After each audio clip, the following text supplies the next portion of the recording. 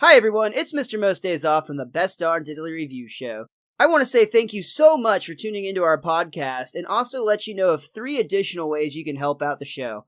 First, you can find and buy our merchandise at tpublic.com/bestdarndiddly. You can also support our sponsors popthreads.com for all your other t-shirt needs and use our discount code Simpsons at checkout. And finally, you can find us on patreon.com. Thank you again so much for listening to the Best Darn Diddly Review Show, and please enjoy this week's podcast.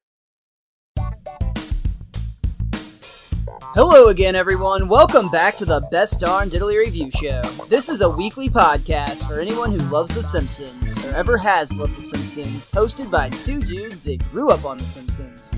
My name is Miles, better known as MrMostDaysOff, and today we are bringing this podcast past the blue line and right into the crease. We're talking about Lisa on Ice. And joining me, as always, your co-host with the most, Richie the WizKid. How you doing today, Rich? Look at you, pretending like you know stuff about hockey. Hey, who's in the Stanley Cup Finals right now? Is it Stanley?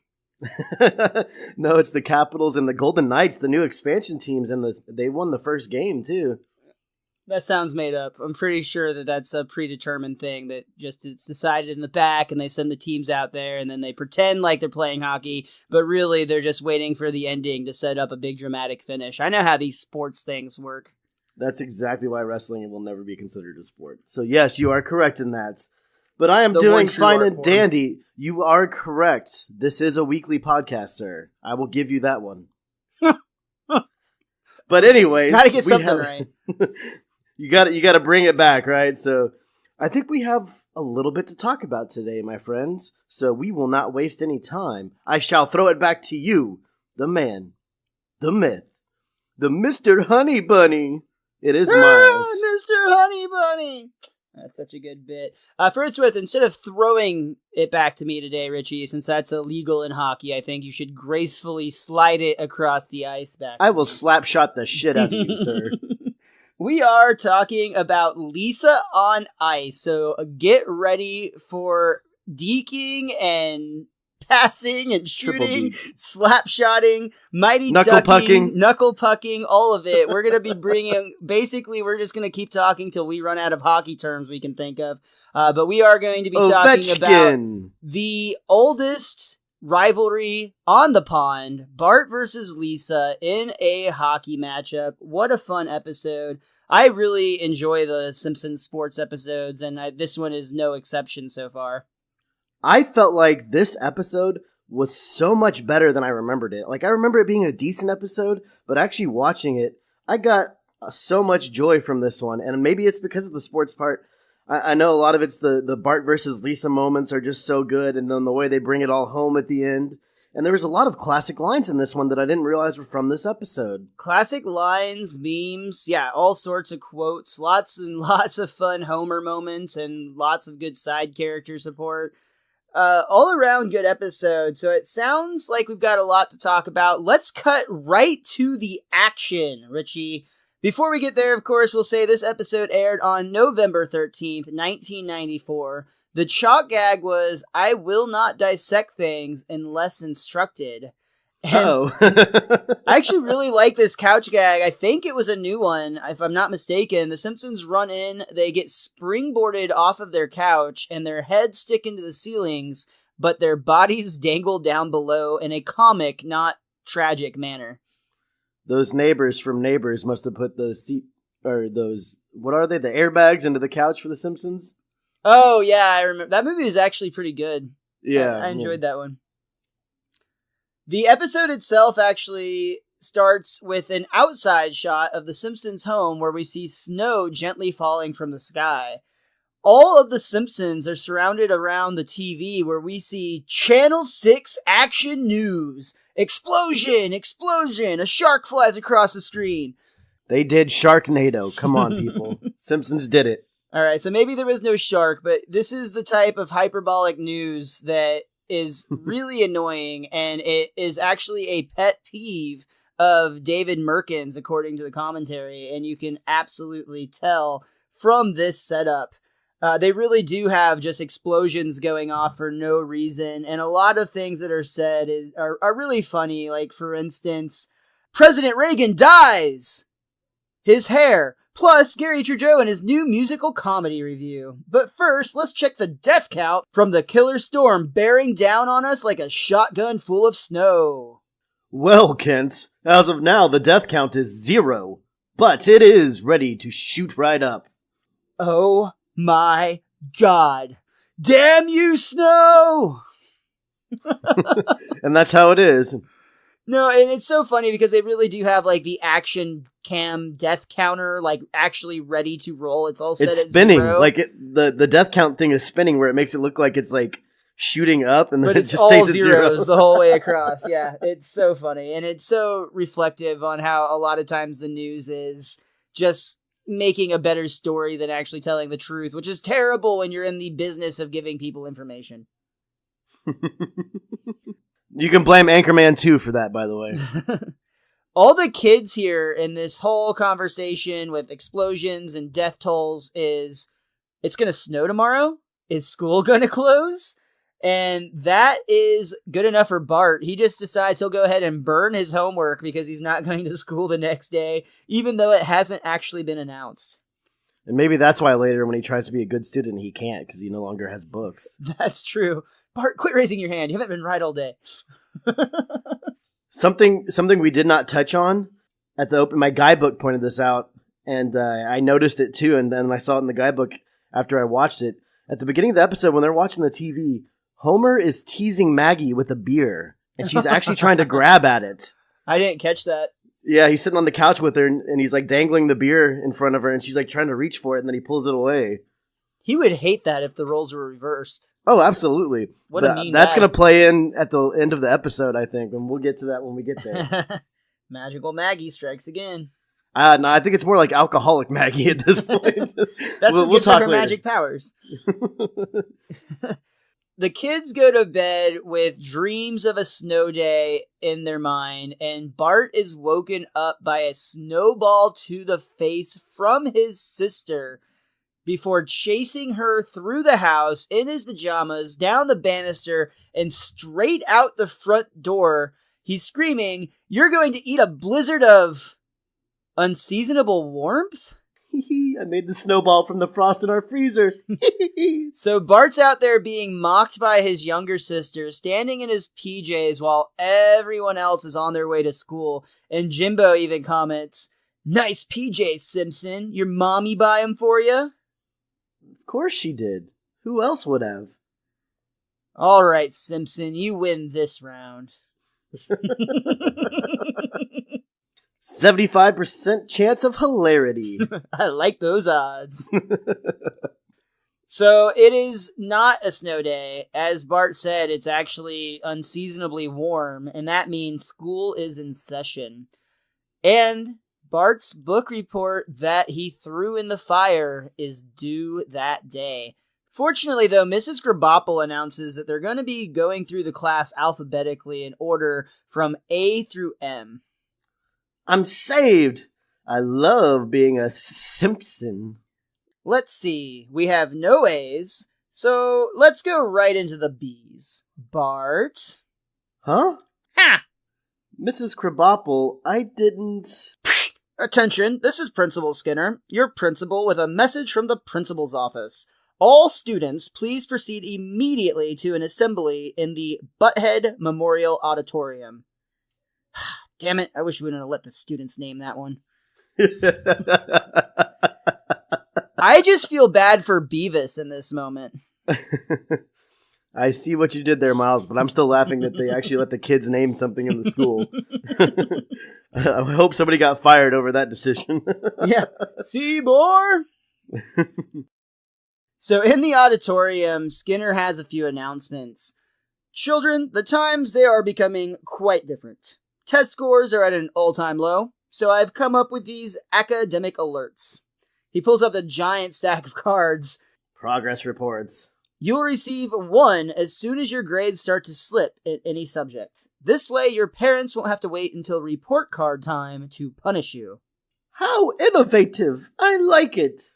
Hey, Dolph, take a memo on your Newton. Beat up Martin. Apparently, somebody at the Simpsons writing staff had a Newton and hated it because it had the absolute worst writing to text recognition. And all a Newton was basically like a Palm Pilot, or if you're too young to know what that is, a cell phone that doesn't make phone calls with a stylus that you can write notes to yourself on. They're, of course, taking a jab at it when they write beat up Martin. It actually comes back with eat up Martha. So they just throw the Newton at Martin instead. It's a win-win. Bah! Ow! And then we get to probably the first of many lines that Richie and I were talking about at the top of the show, where you're like, oh my god, you've all heard this line hundreds of thousands of times. You've all probably said it thousands of times. I've seen it tweeted at me for my various English mistakes online. I can't even name how many times. Principal Skinner announces the first academic alert. Wiggum Ralph. I won! No, Ralph. This means you're failing English. Me fail English? That's impossible. And quite frankly, it's going to be difficult to make an argument against this being the funniest line in the entire episode, but that is more so to do than anything with the fact that it's just quoted so much. There are still a ton of phenomenal lines still to come. See, I think the fact that meme and that line has been used so much actually kind of dumbs it down. Like, it's when you watch the episode, it's still freaking hilarious. But just like reflecting back on it, I don't know if that would be my favorite part just because, maybe a little overdose on it. I can understand entirely, but it's definitely probably the most repeated joke from this episode, hands down. And there are a ton of really good jokes in this episode, so I think we'll both probably have a different favorite. I don't ever really clarify a favorite. It's a lot of times that's really tough. It's really hard, and that's why I end up with like 7 every episode. This might be my favorite, as Miles would say. We should make a shirt that says that. It's coming soon. That's what she said. So Skinner has a few other of these grade reports to announce. People that you might expect, like Nelson Munst, is failing actually history, geography, math, but doing quite well in home ec. Hey, keep it down, man. And then to nobody's surprise, Simpson is announced. Ooh. But then to everybody's surprise, followed by Lisa. Grades are all I have. What could I be failing? I'm smart and a teacher's pet. Jim? That's the stupidest thing I ever heard. Crinkle, crinkle, crinkle, whiff. She actually takes a shot with her wrinkled up progress report, and she's standing probably, I'd say, 3 feet at most from a trash can, and she misses the trash can by at least a foot. It falls I don't think she foot even and a gets half it halfway short. there. Yeah, it's a bad shot, but it's so funny in context with what she's saying about how dumb Jim is. What I don't understand is why are they having an assembly to hand out progress reports and literally doing it in front of the entire student body? Because there's nothing more motivating than group ridicule and shame, Richie. That's why. And you let out Nelson's terrible, terrible secret. Home ec? Back at the Simpsons' home, Homer draws the short end of the stick for parenting, at least for this night, because they have to go through their children's progress reports they were given at the assembly that day. And while Lisa only has one that Marge takes care of, Homer has to take care of the entire stack that Bart brought home. More than there are classes at Springfield. Right. You can tell he's been at it for a while because he's literally worked up a sweat. He was wiping it off of his brow. But it's so funny because while Marge is saying things like, Lisa, your father and I are very concerned about this. I hope you work harder. Homer just couldn't be prouder. He's like, I'm so happy that you didn't try to forge my signature on any of these, boy. How about a present? Well, I could use a new pair of hockey skates. Done and done. Lisa rightfully points out in this moment that that's not fair. Why is Bart getting a present and I'm getting chewed out? Ah, the mysteries of life. Homer, again, just fantastic context for not being able to explain his own actions.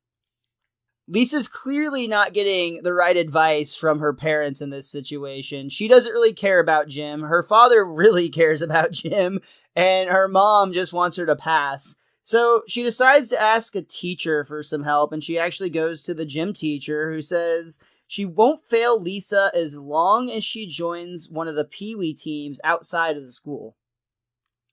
You mean those leagues where parents push their kids into vicious competition to compensate for their own failed dreams of glory? Look, I don't need this. I inhaled my favorite whistle this morning. And she had a new one around her neck, too. It was so shiny, she knew how yeah. to replace that, yeah.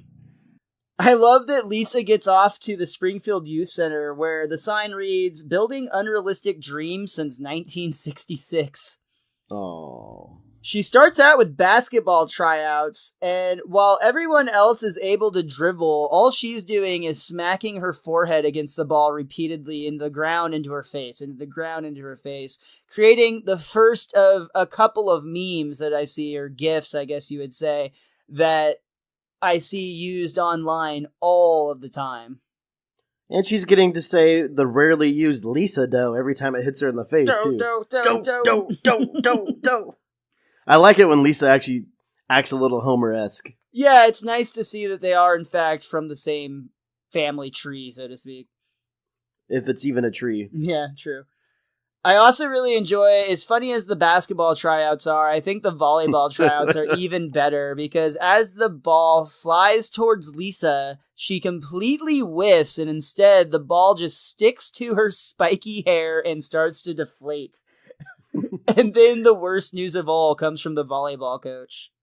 Children, that was our only ball. There'll be no team this year. Which I think she might have actually gotten volleyball. Volleyball, you don't have to be on the court the whole time, so she wouldn't have to worry about playing that much. Like, that would have been, she could have hid in the corner most of the time. That would have been a very good sport for her to get her passing grade. Yeah, I think that probably just PE would be more of her level, but I guess she can't just make that up, is the idea. Yeah. But it's okay. We'll find what her real passion is, though it's funny to think that it is hockey, though it does make sense in a lot of ways. For now, though, Lisa is just upset back at home, and she's really upset about getting her first F ever. Cheer up. You're not good at sports. It's a very small part of life. Meanwhile, Homer walks in the room. Sports, sports, sports, sports, sports, sports, sports, sports. Marge, Bart rides up in the front seat today because he's a good guy at sports. I think Lisa needs to feel a little special tonight. How about letting her ride up front, too? Homer looks over to Bart for approval to see if he wouldn't mind sharing this privilege, and Bart just gives him the head shake no. So Homer just goes, I tried.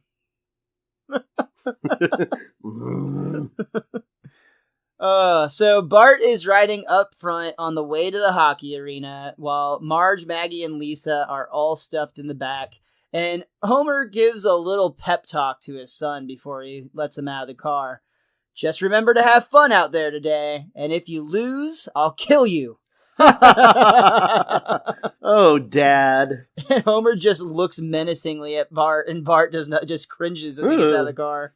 It's the look in Homer's eyes and in his face right there. Like, he literally, I think he even shakes his fist at him. That was one of my favorite moments of the episode. Nice. The whole look of Homer right there. He meant it. He is so into freaking Pee-wee hockey, apparently. There's another moment of psychosis from Homer that'll be my favorite moment later on, but we'll wait till we get there. That's a running theme in this episode. It's a great, quick little moment there. Yeah, it's a running theme in this episode, too. We see inside the hockey arena, Chief Wiggum is the coach of Bart's team, the Mighty Pigs, and he's gearing them up to play against the Quickie Mart Gougers, coached by Apu. Makes sense. Milhouse is the goalie for the Gougers, and I actually really enjoy because his glasses go over his hockey mask for what it's worth. That was really bothering me, and the only thing I could think of is they couldn't find a way for you to know it was Milhouse. Yeah, I could see that, actually. Without the glasses being on the outside, because there's no way anybody would wear the glasses over the hockey mask. I just thought it looked really funny, so maybe that was the entire reason they did it. It just was a hilarious way to draw Milhouse. What if Jason didn't have contacts? I also really enjoy that Milhouse is complaining because he could have been the equipment manager, but no. And of course, as soon as the game starts, Bart starts deking his way towards Milhouse and slams a perfectly placed slap shot right into his mask, which actually knocks him over. So he stopped it. Technically doing his job, you are right. Apu has to go and help out Milhouse, though, because he's unconscious and doesn't seem able to stand up, so Apu calls to the sideline, "Get some rope!" Now, this is 1994, ladies and gentlemen, so this is before concussion protocol. True. If you got a concussion, which I knew kids that got concussions in sports, a lot of times you went back in and played, but I like to think most of the time the parents or coaches would take them out for the rest of that game, but there just wasn't as much. Not back then, they wouldn't, no. Well, I mean, I know in high school I had some friends in soccer that got concussed and taken out of games, but yeah, and especially in Pee Wee leagues with football, soccer, and hockey, if you got one, you got back up and played. Football in Texas is crazy here, like Pee Wee football, but I know hockey up north, it's a very similar concept where hockey is life. So, I mean, if you can play, you're gonna play. And to that point, the reason they call for the rope is so that they can tie Milhouse's limbs to the four corners of the hockey post, using him as a literal human shield against pucks. But unfortunately, he's not very mobile in this state. Which he could move still, so there's no reason to do that. Which a lot of people are going to recognize this gimmick from the movie The Mighty Ducks, where Coach Bombay actually ties the goalie Goldberg into the hockey net specifically to teach him to not be afraid of the puck. What's funny about that is that was inspired by real-life hockey coach Eddie Shore, who actually would do this to his goalies. Now, he wouldn't tie their legs, to be fair. He would actually give them mobility of their legs, but both of their arms would be firmly wrapped to the top of the goalpost, and at the start of each season, he would have his team open fire shots at the goalie, wearing pads, of course, just so the goalie would fully understand and have absolutely no fear of the puck, because you realize it doesn't actually hurt when you're wearing all that padding. That's an interesting idea. It seems to, at least been popular in hockey mythos. I don't know if it's still used today, but I'd like to think that it could be. I doubt that it'd be allowed by most parents. Yeah, that's true, but still, I mean, it looks brutal. You'll get the occasional parent that's like, "Do it." Yeah, that's true. I sign all the consent forms. Do whatever you want to my child. That's weird. You have all of the consent. All right, we've crossed the line. Let's get back to The Simpsons. We've crossed the blue line. That's right, thank you. Let's keep the hockey terms going. We don't want to get off sides with this. There's a big pile up in the middle of the ice between the Gougers and the Pigs, and wouldn't you know it, the puck comes free and starts sliding ever so slowly. I just mean molasses slow, but perfectly pinned right at the 5-hole. Going directly underneath Milhouse, who is now immobilized because he's tied to the goalpost with all 4 limbs. He's blowing at the puck, too, trying to keep it from going. That's actually great, because Apu even calls out, "Defense! Defense! Come on, you call that blowing?" He was trying his damnedest. So the puck slides under Milhouse. The score goes from all tied up at 2 to 3-2 league for Wigham's Pigs, and Wigham couldn't be happier. We won! We won! Fortunately, because I bet on the other team, we won't be going for pizza. Worst coach ever. I don't know. You're just hedging your bets. If your team loses and they're down in the dumps, you got pizza money. But if you know Milhouse is going to be the goalie, that changes the betting line right there. You don't think Mo would have figured that out and had all the gamblers ready to flip the script on that? Well, the Pee Wee Hockey League isn't exploding quite yet. The betting line probably doesn't exist at this point, outside of Wigham. That could be true. Pee Wee Hockey doesn't have the biggest gambling boom in Springfield. Not until you have a couple of aces. Yeah, true. We get another instance of psychotic Homer in this episode, but still not quite my favorite, even though it's close. Homer approaches Bart and says, "Boy, you won. So I'm going to live up to my side of the agreement. Here's your turtle, alive and well." What was Homer going to do with that turtle? That's Bart lost? The dark part of this joke, is what the fuck was Homer planning to do to that turtle? I couldn't get my mind around that part. That poor little turtle. But while Homer might be impressed with his son, Lisa really couldn't give a shit about Bart's hockey achievements. She even says, "Wow, Bart, I'm so impressed you were able to give Milhouse a concussion." Thanks, Lise. But Bart actually gets mad at this, and he finds some garbage, still has his hockey stick, and he starts firing shots at his little sister. Both literally and speaking wise. That's true. He's talking shit and actually hitting literal pieces of garbage at her. But wouldn't you know it, 8 years of defending herself against her brother has given Lisa really good reflexes. And as each piece of trash approaches, she swats him away pretty much at ease. She doesn't even really look like she's using that much effort. She's just naturally protecting herself. This is Mr. Miyagi. Freaking wax on, wax off. That's this right here. I'm glad you brought that up, because I have another Karate Kid reference for later in the show. We'll keep this running. This will have to come along with our community bit and just become a weekly segment. But wouldn't you know it, Apu, depressed about losing his goalie and still standing on the ice, peeks over and sees this wonderkin of reflexes swatting away every attempt from one of the opposing team's best scorers. And makes the worst possible decision to try to see if this is a real thing or not. Like, oh my gosh, what if he was wrong? Just like we learned from Sideshow Bob a few episodes ago, this is just attempted assault, and surely that's not a crime. But no, he actually decides to test his theory. He's going to fire a slap shot at an 8-year-old girl with no protection, and sure enough, doesn't know it's coming. Yeah, blind shot. And sure enough, though, she blocks it. No problem. Heads up, little girl. Slap. Just in case that was a fluke, he's going to try one more, and this time it's going to be a hard one. I also love when she does block it, it actually ricochets away, and you hear off screen Milhouse cry out, "Hey, way to knock out my teeth." But he says it kind of toothless. "Hey, way to knock out my teeth." Yeah, that's it, Milhouse. Keep up the chatter. And that is what's going to take us to our first act break. We're going to go ahead and take a quick break and compose ourselves, and we'll be right back for Act 2 of Lisa on Ice. Hi, I'm Lainey, host of the True Crime Fan Club podcast. If you're a true crime addict like I am, then my show is for you. I'll peel back the curtain and give you a glimpse into the life and crimes of some of the most demented minds. Check out the episode Broken Bonds and listen to a brother reveal a deeply held secret. Or hear about the day that the heavy metal community will never forget in the episode Dime Bag.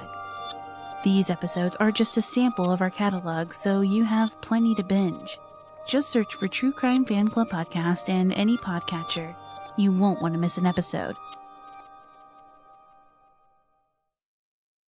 Hi, it's Mike Reese. I've been writing for The Simpsons for 30 years. I ran the show in seasons 3 and 4. I created The Critic. And now I've written a book. It's called Springfield Confidential, and it is the first insider's look at The Simpsons. It's filled with secrets, scandals, and tales of censorship and celebrities. It's a great book. It's like a Simpsons episode. It's fast, it's smart, and it's packed with hundreds of jokes, some of them funny. Please buy Springfield Confidential. You can order it now on Amazon.com. We get back into our second act, back at the Simpsons household, where we see Homer having a discussion at the dinner table. Lisa, if the Bible's taught us nothing else, and it hasn't, it's that girls should stick to girl sports, such as hot oil wrestling, foxing boxing, and such. Wow. Very, very disturbing. Okay, Homer, you want your daughter to do foxy boxing? Have at it, I guess. Not to mention the hot oil wrestling and the such. All weird. Especially the such. Especially the such. Come on. Yeah. It's a little perverted there, Homer. But Marge, of course, I think women should be able to play any sport men play, but hockey is so violent and dangerous. Look at Milhouse's teeth. And she opens up her hand, which has Milhouse's teeth in them. Mom, will you stop showing us those? That's the part that really, like, when she first opens her hand, you're like, that's odd. Why does she have those? But the fact that Bart has that extra line, stop showing us those, which means she's done it multiple times. It's always amazing to me how they find ways to take jokes just a little bit further, but it always pays off when they take that extra step. All of this chatter about Milhouse's teeth just has Lisa more worried than ever, though. She knows she has to join the team, or she'll get that F that's going to haunt her for the rest of her life. It's going to go on her permanent record. And we see her fantasizing about the future, where it must be 2020, because she's getting sworn in as President of the United States of America. It might be 2024. Let's not jump ahead of ourselves.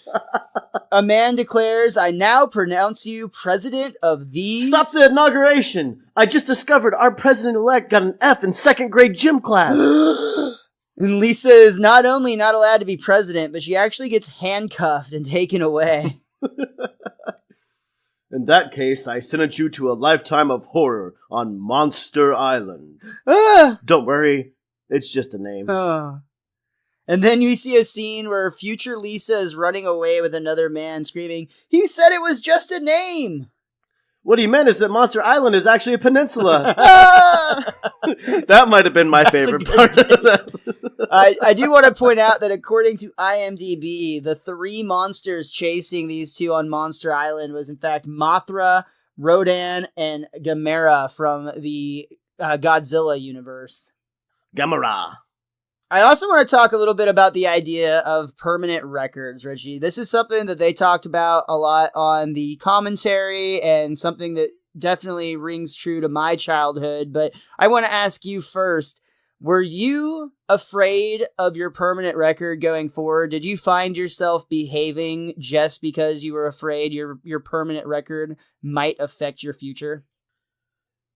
Kinda, but I was always a really good kid, so I was straight A's up until high school, so I never really had to worry about it that much. But when we would get our report cards and they had those conduct letter grades with you where it had like random, like if you got an E and an S, that meant you were an excellent student.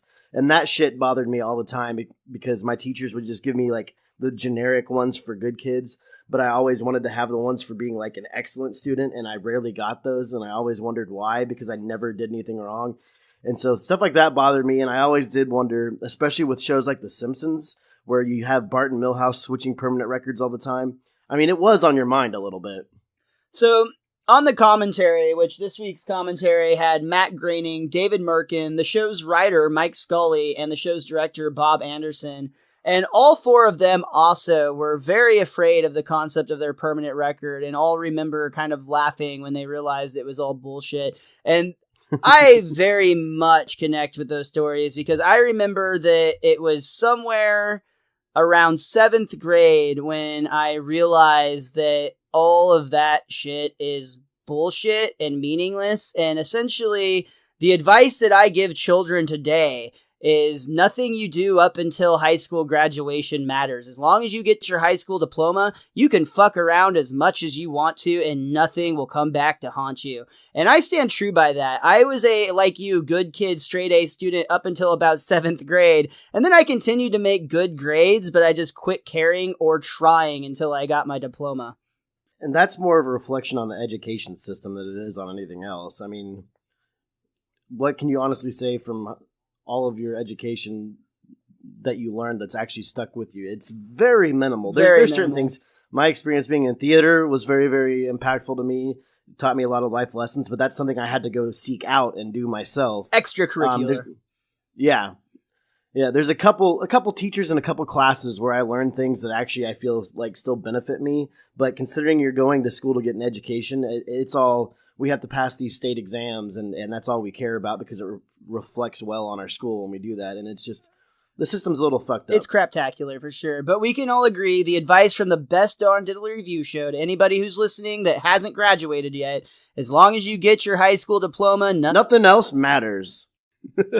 Back with the Simpsons, however, Marge is busy showing off Milhouse's teeth, and that's when he shows up with a doctor and his head all bandaged up. Dentist. Yeah, it was a dentist. He was actually asking for his teeth back, but when pressed, Do you have my teeth? Marge just looks around at everybody and says, no. And she, hides the teeth again. Does she want to keep them for some reason? Yes, she does. She's got to show them off again a few times. Well, either way, Lisa has decided she's joining the team, and since that is the case, Homer's got a few concerns to address with her teammates. Okay, hotshots, now that my daughter's on your team, I want to make a few things clear. Please, Dad, I'll be fine. I don't want anyone to give her a hard time just because she's different. No jokes, no taunting. And then as Homer's looking around the room, he sees Uter, the German foreign exchange chubby student in nothing but whitey-tighties, and he just starts giggling and says, "Ooh, look, that kid's got bosoms. Who's got a wet towel? Come here, you butterball." Ooh, don't make me run. I'm full of chocolate. I don't know why. Uter's screams were so hysterical in this scene.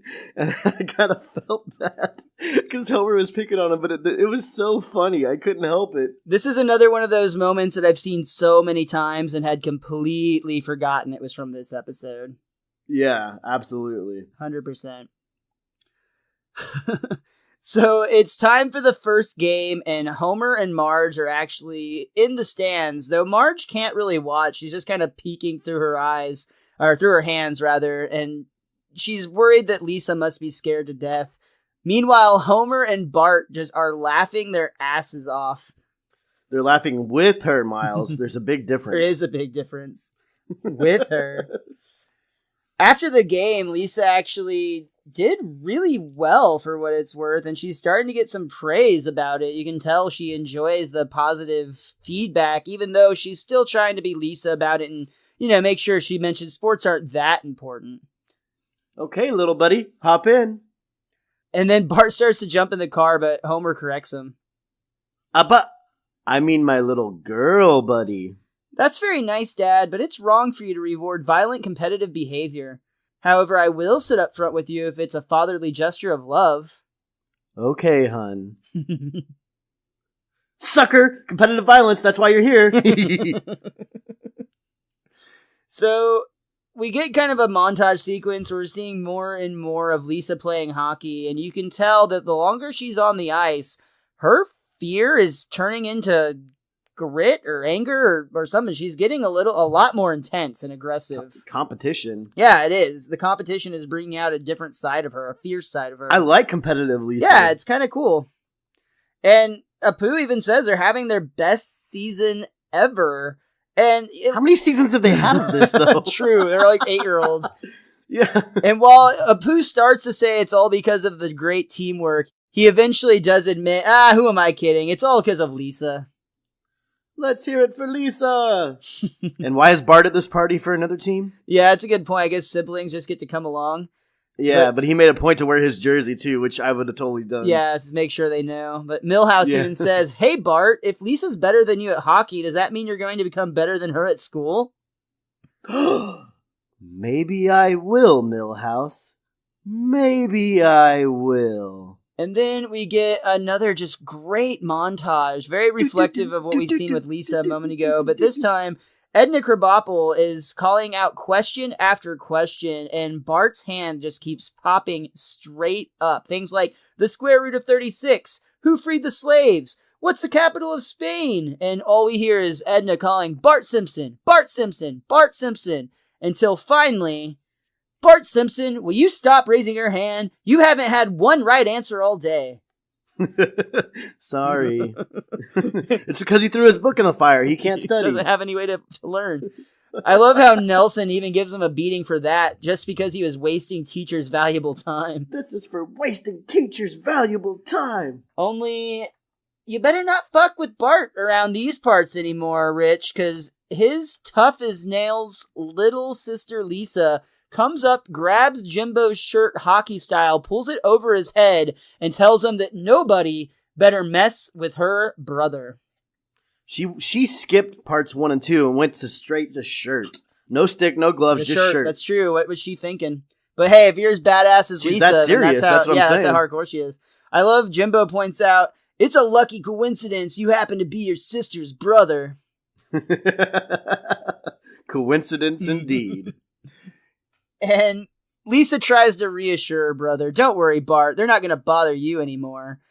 Only everyone in school is sitting there pointing and laughing at Bart, including Skinner. I hardly ever let Mother fight for me anymore. And even Milhouse says, sorry, Bart, I'm going to go hang out with Lisa for protection and to be seen. Skinner gets his jab in. That rarely happens, and still takes a jab at himself. Yeah, I hardly. It's like a backhanded compliment to himself. So we've had a major shift at the Simpsons home in terms of the dynamic of parenting and praise, because Homer, at the beginning of the episode, was spending lots of time with Bart because of all of how great he was at sports. And now Bart's actually begging his father to come watch TV. I mean, they've already missed the first 2 episodes of Cops, but if they hurry, they can catch the last 3. I do remember when we were kids, it used to seem like that was all that played at Fox in primetime was Cops. Yeah. Bad boys, bad boys. Aw, sorry, Bart. Lisa and I are going out for a gelato. We'd ask you to come, but, you know. Oh, poor Bart. And even poorer Bart when the consolation prize is his mother is like, don't worry, hon, I can spend some time with you. I don't know, Mom. Don't have a stereotypical view of me just because I'm your mother. I know. How about we play the basketball? I'm no Harvey Globetrotter, but... Oh. So, outside in the driveway, we see Marge doing her patented 2-handed dribble. And I love that she yells out, watch out for the Shaq attack. Watch out for the Shaq attack. Then she throws the ball right at Bart's face in like the most fierce of manners. Ow. I told you to watch out. She is right about that. Which, real quick side note, just because I happened to read it on Twitter yesterday, did you see that they are doing a brand new Shaq Fu for 2018? No. It's coming out on the PS4. In the trailer itself, it even talks about how shitty the old Shaq Fu is, but they're like going to try to make it better. I'm excited. Shut up and take my money. Okay, Fry. We shall see, Miles. We shall see. If Shaq wants to come on and talk about his new game, come on the show, buddy. Meanwhile, back at the hockey arena, we see once again that Lisa is evolving to be even more of a beast on the ice. She's starting to get really aggressive, and she's even yelling out to her team, Milhouse, knock him down if he's in your way. Jimbo, go for the face. Look, Ralph Wiggum lost his shin guard. Hack the bone! Hack the bone! Put him in a body bag! Yeah! Is that the Karate Kid reference you've been waiting the whole episode I've been for? dying to yell it out, yes. They don't even say put him in a body bag. Okay, I may have added that last part, but did it not feel exactly sweep the Like, leg, sweep the leg? put Yeah, him in a yeah. body I'll bag. give you that. Yeah, I'll give you that. Wow. I have the tiger, mouth of a teamster. Just think of all the time I've wasted on you. Pointing at poor Bart. Well, not wasted. I love you. Good save, Homer. Good save. So after the game, we again fully reversed these roles. Where at the beginning of the episode, Lisa was down in the dumps. Now she is on cloud 9, being the star of her winning hockey team, while Bart is dejected, seemingly not being as good at hockey as his sister. But technically, they haven't had to face He's the each goal other. scorer. He's going to get more praise anyways. Yeah, that doesn't really make a ton of sense. You're right. From a sports standpoint, you're 100% correct. They like that Lisa's getting into it and that she's got that competitive bloodlust going on, and that's the point of the episode. I also think it's really a smart decision to make Lisa the goalie, because it even plays into her being defensive from her brother all these years, especially when we get to this epic fight scene that we're going to have here soon. Better than any Game of Thrones fight. That's right. In fact, that's going to happen real soon, because back at the house, we see Bart laying in his sister's room with the lights off, and it's actually a really pitiful animation. Not in the, it's a great animation, but he's drawn to look in a pitiful manner, and it really does sink in, where you can tell Bart's upset. He's sad, and he's about to do some shitty things, but it's because of how hurt he is in this moment. And he can even hear his parents outside his sister's bedroom door saying, just one more hug for our little winner, and things like that. But he's also in Lisa's room, too, so... That's true. He's just waiting for her in the dark, and when she walks in and turns on the lights, of course she's surprised, and Bart just says, hello, Queen Lisa. Bart, what are you doing in my room? Lisa, certain differences, rivalries, if you will, have come up between us. At first I thought we could talk it over like civilized people, but instead, I just ripped the head off of Mr. Honeybunny. And we see Bart hold up a stuffed animal now decapitated with its body and head separated. Bart, that was your cherished childhood toy. Ah, Mr. Honeybunny! Quiet down, Bart. I love this as another just like kind of a sign that Bart is Homer's child moment, I would say.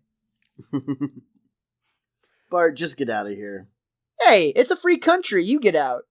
That doesn't make sense. I know you are, but what am I? Get out, get out! And this is where we get to a great sequence and one that just rings so true from childhood. I think that everybody, as a kid, may have done this at least once, or at least I know my friends and I would. I have reenacted this moment at least 20 times in my life. All the time. Now, most of them are just because I'm showing how the Simpsons did this scene, but I have done this whole bit, including the kitchen part, so many times. It's fantastic. The kitchen is the best cherry of the bit, by all means. Is the it's cherry on top of the pie? So it starts out with Bart leaving Lisa's room, but he mentions on his way out, he's going to be doing this. And we see him violently spinning his arms around, his fists dangling about windmill style, you might say, windmill arms. And he proudly states, if you get hit, it's your own fault. Okay, then I'm going to start kicking air like this. And if any part of you should fill that air, it's your own fault. And we see these two slowly approaching each other, one kicking and one swinging. We hear the yelling and the fighting from downstairs in the kitchen, and Marge decides she better run up and check it out, but she's just been... Fatal mistake, Marge. She has been baking a pie this whole time, and she very sternly tells Homer he better not eat that pie. Okay. All right, Pie. I'm just going to do this. Houm, houm, houm. And we can see Homer just chomping at the air directly in front of him. And if you get eaten, it's your own fault. So Homer's heading towards the stove where the pie rests until he very loudly crashes into the overhead stove. It even leaves a dent in the thing. Like a huge dent. It looks painful. And at first he seems like he's hurt. Ow! Oh my.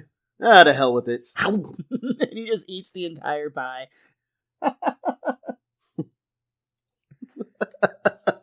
Good old Homer. Food comes first. Again, this whole sequence is just fantastic. The way they build Bart, Lisa, and Homer acting just as childlike. Well, yeah, the way they mirror each other in completely different ways. Definitely. The pie stood no chance. Marge, meanwhile, has made it to Lisa's room where she's trying to stop the kids from fighting, but really all she's doing is annoying them by flickering the light switch off and on. Stop it, stop it, stop it. Mom, that's really annoying. Bart started it. Ugh, Lisa started it. I don't care who started it. I don't ever want to see you two fighting like that ever again.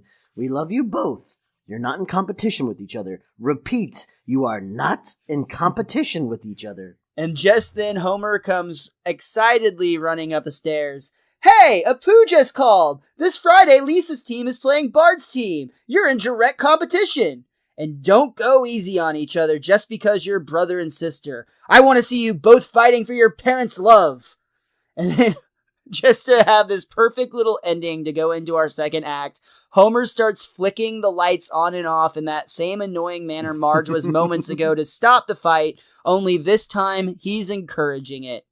Fight, fight, fight, fight, fight, fight, fight, fight. And that is how we are going to come to the end of our second act. We're going to take a quick break and we'll be right back for the conclusion of Lisa on Ice. Fight, fight, fight, fight, fight, fight. Okay, Mr. Most Days Off. Now we're ready for the TeePublic ad. Head over to tpublic.com/bestdarndiddly right now to support our show. Get yourself some Best Darn Diddly merchandise and help grow our podcast. I messed up there. Can I get another take? Okay, just a second.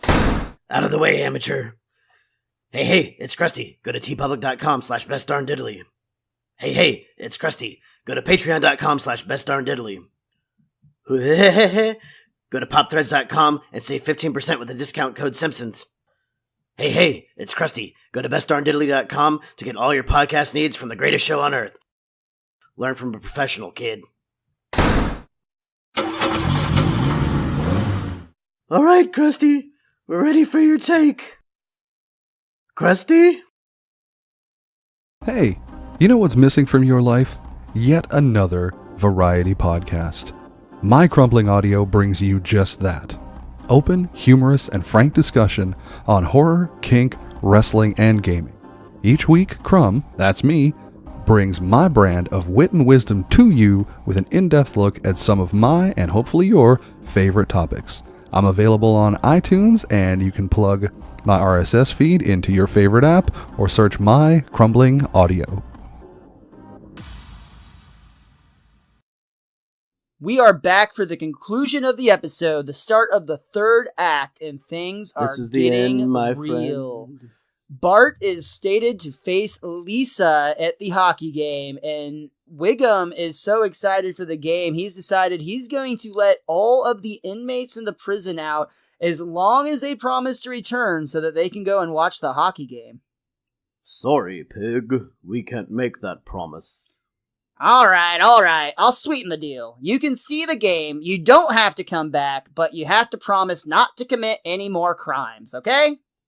No. I'll take that as a yes. And he turns the key to Snake's cell, and all the cells are open. I don't know why it worked that way, but they all come running out. That's and maybe it was a maybe weird it wasn't lock his cell. system, isn't it? Yeah. They're all connected. This rivalry has really spread like wildfire. It's all over the school, even to the point that Sherry and Terry have made a chant to sing while they're doing their jump rope. At 7 tonight, the games begin. Bart versus Lisa, who will win? Their father's fat and their mother's thin. And Grandpa Simpson reeks of gin.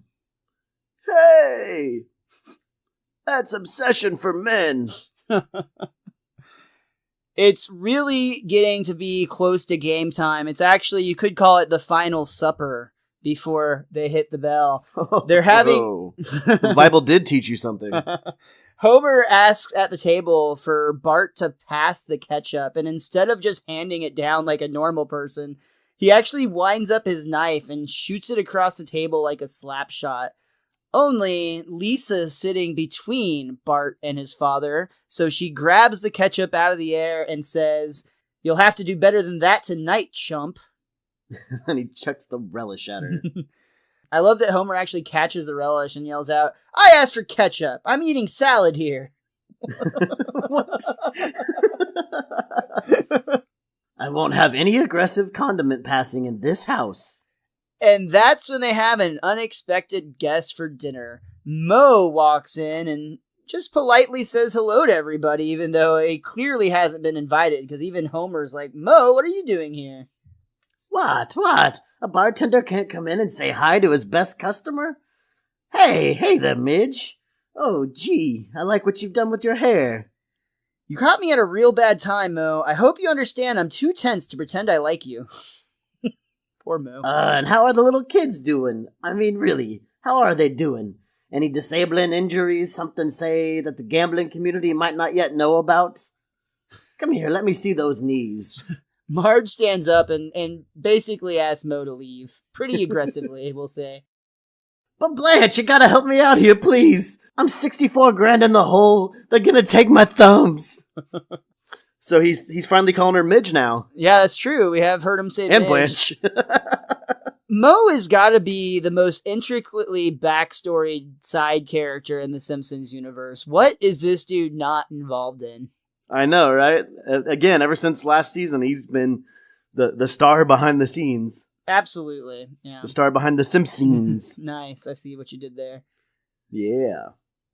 So it's actually game time. They're doing their warm-ups, and we see Bart skate up to Lisa for one last confrontation before the buzzer sounds. Good luck tonight, sis. I'll try not to hurt you. Don't worry, I'm wearing my lucky rabbit's head. We see Lisa actually pull out the stuffed head of Bart's childhood toy, Mr. Honey Bunny, to which Bart literally gets upset, starts crying, and screams out, "You inhumane monster!"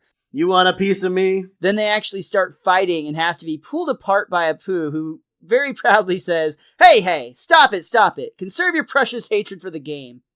Very true. Homer, Marge, and Maggie watch on from the stands, and you can actually see that Marge is starting to get a little bit more into it. That's going to increase a lot over the next few minutes, but for now, she's just upset that Homer is trying to get her to admit that she likes Lisa the best. Now that we're all alone, Marge, admit it. You like Lisa best. No. Oh, so you're a Bart woman, are you? No. Well, you can't possibly like Maggie best. What's she ever done? Nothing for nobody. And just then, we see a ketchup bottle flying across the stadium, just like I thought it was a beer bottle. I thought you might with what you said earlier, but according to the script and what I saw, it's a ketchup bottle, which is exactly what we saw flying towards him at dinner. Why is there a ketchup bottle in the stadium? A beer bottle would actually make more sense, but either way, Magical Maggie... hankering for that beer. Magical Maggie jumps up and makes the save as Homer's declaring she's done nothing for no one. Marge is just getting upset that they can't root for one child over the other, and she's trying to tell Homer the same thing. I mean, how would Homer like it if the kids played favorites? Hey, Mom, look at me, Mom. Hi, Mom, over here, Mom. Hi, kids. Homer is oblivious to this concept that his kids don't care that he's there or not. And that's when they roll out the red carpet for the celebrity singer for tonight's national anthem, Krusty the Clown, here to honor America. Oh, say, can you see? La, la, la, da, da, lights. What so proudly we are. La, la, yeah, oh. I shouldn't have turned down those cue cards. And this is very reflective of a very famous incident in which, very recently, in controversy again, Roseanne Barr actually sang the national anthem at a baseball game, and it was actually probably worse than this rendition. To be fair, I think she knew all the words, but she just sang it in a terribly squawky, just purposely obnoxious voice. And while she tried to declare it as just, she's not a good singer, but she was still trying to honor the country or whatever, it was very clearly a gag that did not go over well at the time. Well, hockey's had a few instances over the years where somebody messes up the anthem and the crowd actually comes back and sings it to help save the singer. So a lot of times you get a really good moment from the national anthem being screwed up in hockey, whereas that one, not so much. Yeah, I think that they did talk about in the commentary a couple of hockey games where they neglected to have, the words with them, and that's never a good idea. Even if you know the song by heart. That's true. That's true. Why does he want the... Maybe it was symbols that would help remind him of the words. La, la, la, it's like charades. Maybe so. I don't know. Maybe he's learned a few words. He's probably sang the national anthem before. I mean, he's the biggest celebrity in Muscle Springfield. memory. I mean, he's probably sang at the Isotopes games and some other events as well, I'm certain. For now, though, this hockey game is off to a very fast-paced start. Immediately, Bart scores a goal, and Homer yells out, "I love you, Bart!" And then, after that, Lisa stops a goal in which she yells out, "No, wait, I love Lisa!" Oh, throwback. Right, yeah, good point. What Homer loves most of all, of course, is Marge, who just came back from the concession stand with a big, lush-sized beer. Oh, Marge, I love you. At least he didn't say I love you to the beer. That's true. That's true. He does love Marge for bringing him the beer, though. I think we all know what he really loves, and that's the beer. Well, I expected him to be looking at the beer when he said it, but I think they already did that in a recent episode. In the hockey game, we get a series of big hits. Some of them are on Bart, so he gets checked up against the boards, but the crowd's going crazy for all of this. They probably go craziest of all, though, when Hans Moleman takes a trip down the stairs and probably takes the biggest bump of anybody in the game. Oh, those stairs are concrete, too, at hockey arenas. Oh, yeah. That would hurt so much. That hurts. That would hurt so much.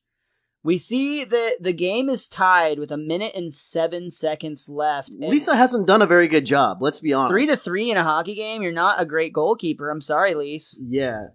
Unless it's Bart scored 3 goals, but I feel like if they just would have been 1-1 or even 2-2, that it'd be more reasonable that Lisa was good. Yeah, 3-3 seems a little bit high. I agree. 1-1 would be better.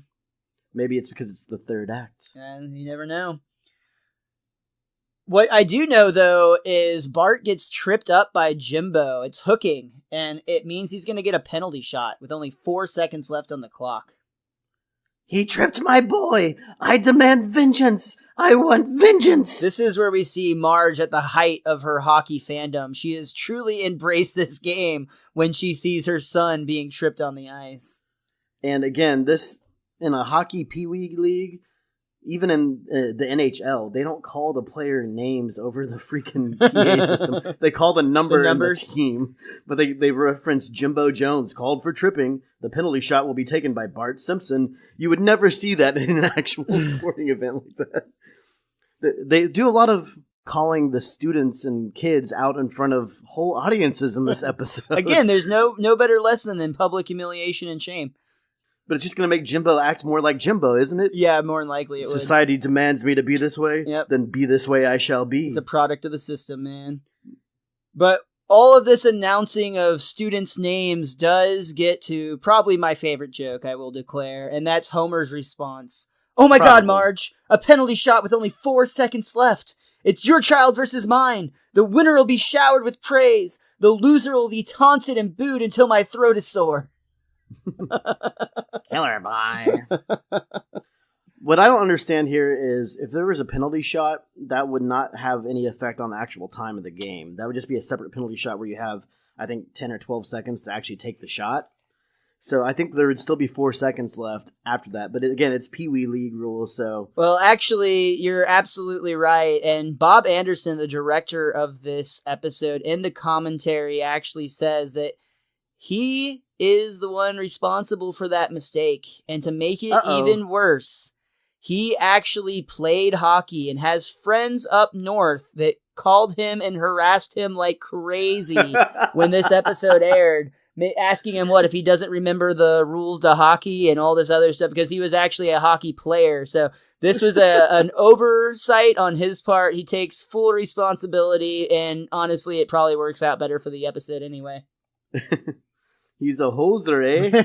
Exactly, yeah.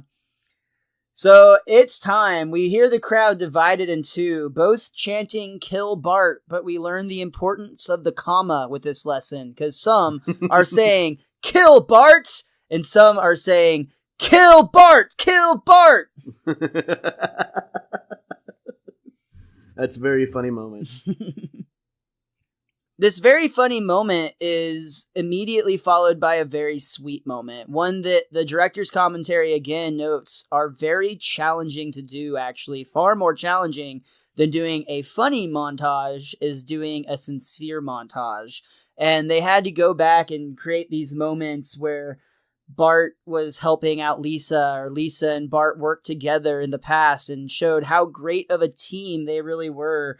Things like stealing cookies together by hoisting up his little sister, or that time Lisa dropped her ice cream cone, so Bart gave her part of his. That's the big one. Yeah, that's the big that's one a for huge me. one for sure. Because you don't picture Bart doing something like that. Well, and I know how important food is for you. Richie doesn't share food. Hell no. There's no reason to share it. I'm going to eat it all. So instead of taking the shots, Bart and Lisa both just take their gear off and they embrace on the ice. Great game, Lise. Great game, Bart. And we hear the buzzer sound. What the heck is a tie game? Tie game? What the hell? This is outrageous! Oh, I've never been so proud of them. Meanwhile, Homer's crying. They're both losers! Losers! Rip off! We paid for blood!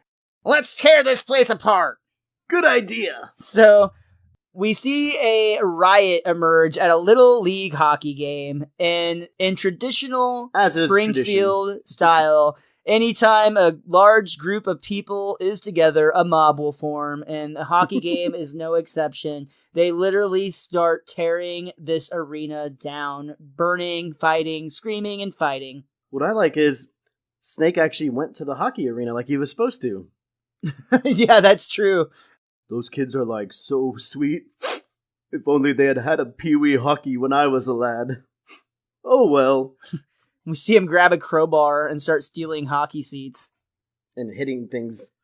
Yeah, hitting things with it. So, and that's actually the final thing we see as we close out this episode. The screen fades to black, and the final shot is this mob of people having a full-blown riot, though I do have to say, I absolutely love the way they put the little twist on the music here. They make the Simpsons theme sound as if it was being played at a hockey game, and it might be one of my favorite little remixes that they've ever done so far at the end of one of these episodes. Yeah, they start getting a little fancier with those the longer the show goes on, and it makes it a little bit different, the little stamp at the end of each episode. I enjoy all of them for the most part. It's a really nice touch, and that nice touch is going to bring us to the end of Lisa on Ice. Richie, was there anything else that you or that book wanted to say before we get out of here? My book, The Simpsons, A Complete Guide to Our Favorite Family, pointed out a couple things we did not mention. The logo on Dolphson Newton is actually a worm coming out of an apple. So... And then there's a sign for Moe's Bar at the skating rink, and it actually says the 70s are back, so let's drink like it. And then there's another sign that says, "Hey kids, Menthol Moose says smoke Laramies." Nice. But other than that, just personally, like I said at the top of our program here, I really enjoyed this episode. This was so much better than I remembered it being, and not just because of the iconic lines that we've all heard thousands of times, like you said. Just overall, it had a lot more impact than I remember it having, and it was really fun. It was fun to see Lisa get in on a lot of the jabs, and Homer still had a few moments there, but seeing Bart thinking he had the upper hand, but then always being like let down or disappointed, there was a lot of cool little twists inside of the episode, and it was just a lot of fun. Fun is a great way to describe this episode. I think it's really, I think we both moderately enjoy hockey. I mean, I don't watch a lot of it, but I used to play, and I enjoyed playing like street hockey as a kid. Not like on like a form team, but I'm talking like street puck type shit, like you'd see in the scenes of the Mighty Ducks that took place in the park. So to that degree, I enjoy hockey, and getting to watch some of my favorite animated characters take part in the game. Really good time. Like Hooter. Yeah, I could definitely get down on watching more of Lisa's competitive side too. That was a really cool treat. Absolutely. Yeah, the last time I remember watching a full hockey game was when we were roommates and the Stars were in the playoffs. Yeah. And it was like 3 or 4 overtimes and we were playing beer pong, but the game just kept going and going and going. Oh my gosh. Yeah, it was super exciting. Playing the Red Wings. Well, and then also going to the hockey games. We've been to a couple hockey games, and that's always a lot of fun too. That was so much fun. We paid $5 or $10 and we were on the 16th row from the ice. Good old student IDs when the Stars sucked. That was a lot of fun. That was super cool. But that is going to do it for this week's Best Darn Diddly Review Show. Richie, where can they follow you online? Nowhere. I'm off the market. I mean, you can follow me on Twitter, Facebook, Instagram, and YouTube if we're connected with Miles. But on Twitter, I am at theWiz_Kid23. Don't forget our show on Twitter as well. That's at Best Darn Diddly. That's DIDDLY. I am at MrMostDaysOff, and along with Best Darn Diddly, those are going to work on YouTube, Instagram, Twitter, all of the above. Just check us out. Again, bestdarndiddly.com to get all of the latest episodes of this show, or wherever you download your podcast is totally fine.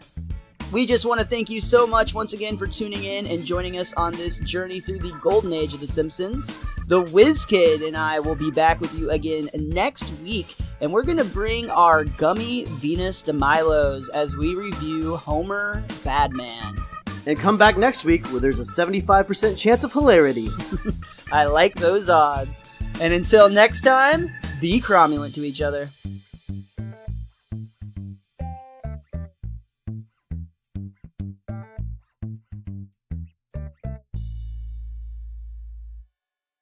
Right. Writers are strange and lonely people. We tend to be trapped in our heads, thinking of characters, coming up with voices, setting scenes. It's a lonely, depressing lifestyle. I mean, some of us drink.